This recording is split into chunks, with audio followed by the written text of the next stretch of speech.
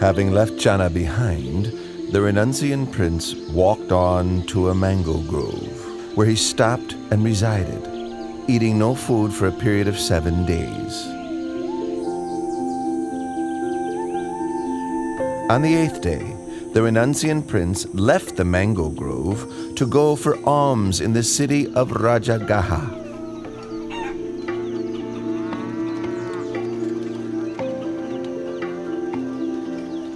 All the townspeople could see that this monk was different from other renunciants because of his radiant complexion and an effably calm demeanor.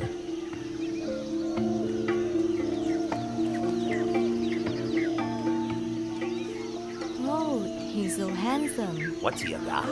Wow, look at that one.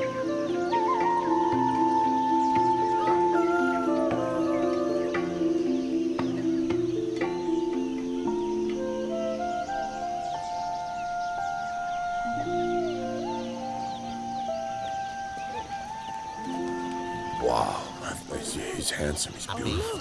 That's amazing. Look at that guy right there. Wow, look at that. Look at him. Delighted, the people spoke to one another, praising the monk's splendor, saying that it was as if a god had descended from heaven for humans to see.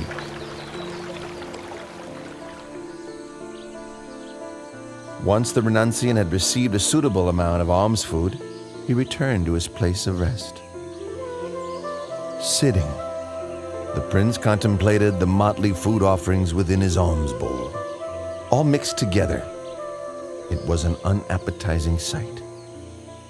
In the past, I would partake of only the most refined and delicious foods.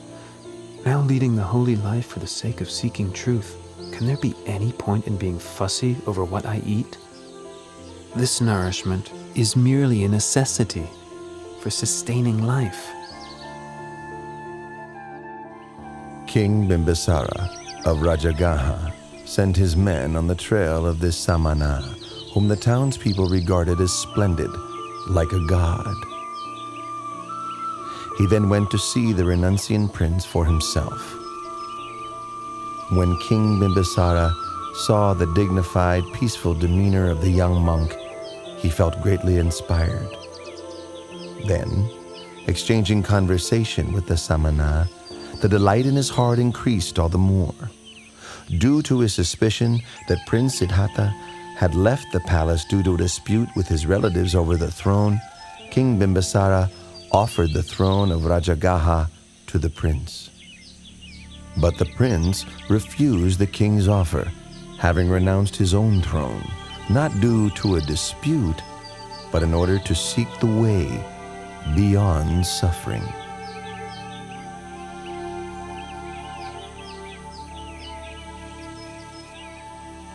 With such firm intention, I'm sure you'll attain the supreme enlightenment. Once you have done so, may I request that you come and teach the Dharma to myself and to the citizens of Rajagaha.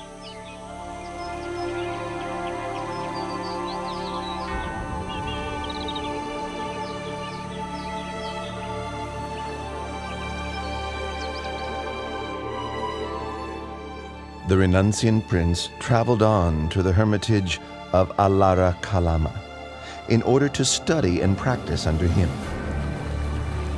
In a short time, he had learned all that his master could teach, and so then he traveled on to seek Udaka Ramaputta at his hermitage. Before long, he had come to the end of this teacher's knowledge too.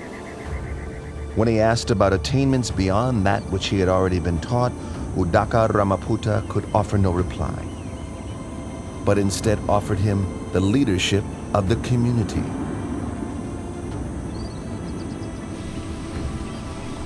But when the Bodhisattva saw that what he had learned was not the way out of suffering he was seeking, he took his leave and moved on in order to continue his search for higher truth.